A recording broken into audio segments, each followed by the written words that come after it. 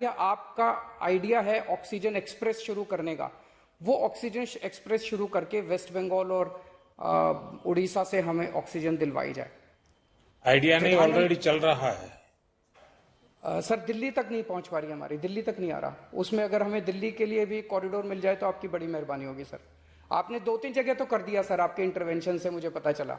एक दिल्ली के लिए और करा दीजिए सर, यहाँ की हमारी 100 टन ऑक्सीजन उधर से। सरकार ने दिल्ली का ऑक्सीजन का कोटा बढ़ा दिया है, लेकिन सर मैं आपसे हाथ जोड़ के प्रार्थना करता हूं कि इस बढ़े हुए ऑक्सीजन के कोटे को दिल्ली तक पहुंचाने में हमारी मदद करें। एक एस्टीमेट के हिसाब से दिल्ली को 700 टन ऑक्सीजन की जरूरत है।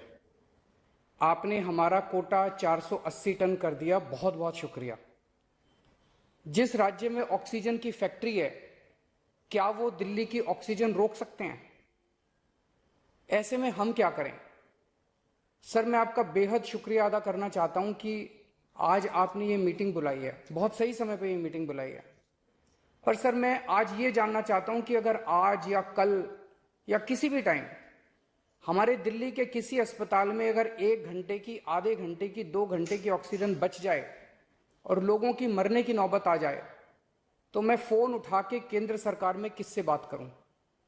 सर मैं ये जानना चाहता हूं कि अगर कोई राज्य दिल्ली के कोटे की ऑक्सीजन का ट्रक रोक ले तो मैं फोन उठा के किससे बात करूं?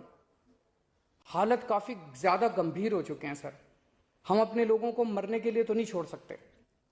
हमें लोगों को यह विश्वास दिलाना पड़ेगा कि एक एक जिंदगी हमारे सबके लिए कीमती है।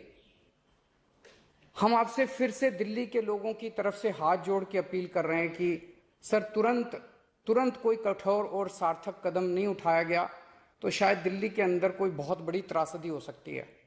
मैं आपसे मार्गदर्शन चाहता हूं सर। सर कुछ ही राज्य हैं जहां से मैक्सिमम दिल्ली की ऑक्सीजन आती है और जहां सबसे ज्यादा दिक्कत आ रही है और जहां सबसे ज्यादा हमारे ऑक्सीजन के ट्रक रोके जा रहे हैं।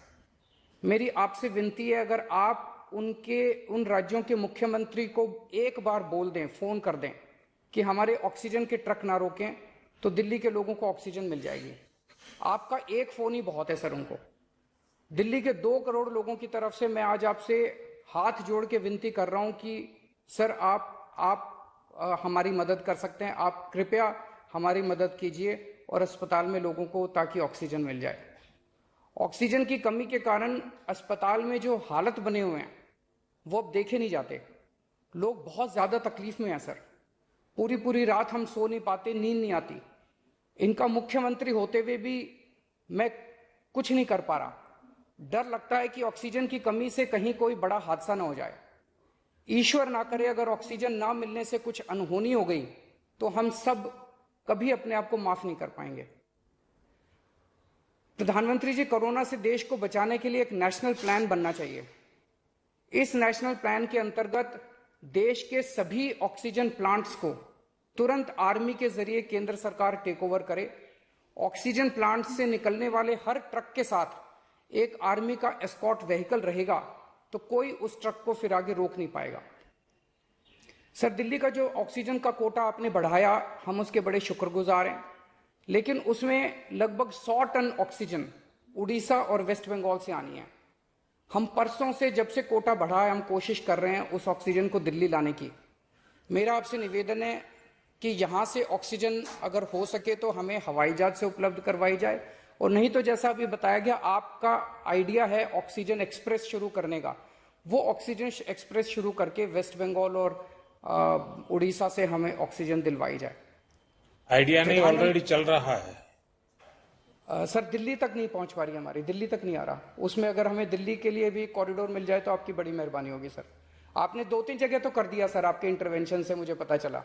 एक दिल्ली के लिए और करा दीजिए सर, यहाँ की हमारी 100 टन ऑक्सीजन उधर से आनी है।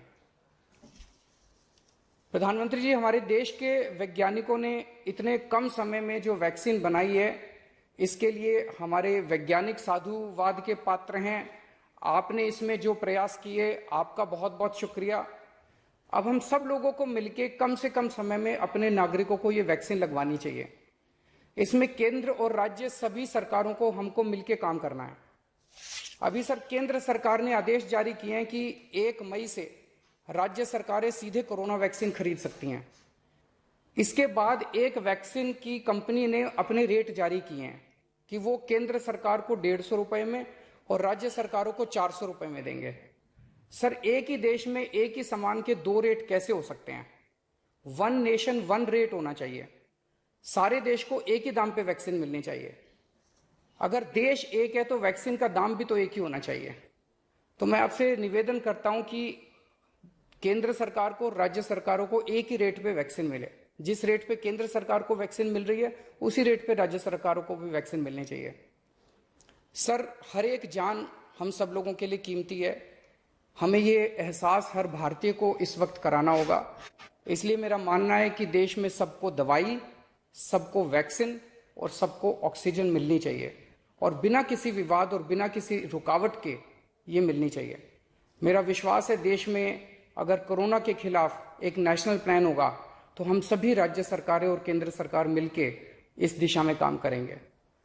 सर, कोरोना की वजह से दिवंगत आत्माओं को शांति मिले। मैं कहना चाहूंगा। हाँ जी सर। ये हमारी जो परंपरा है, हमारे जो प्रोटोकॉल है,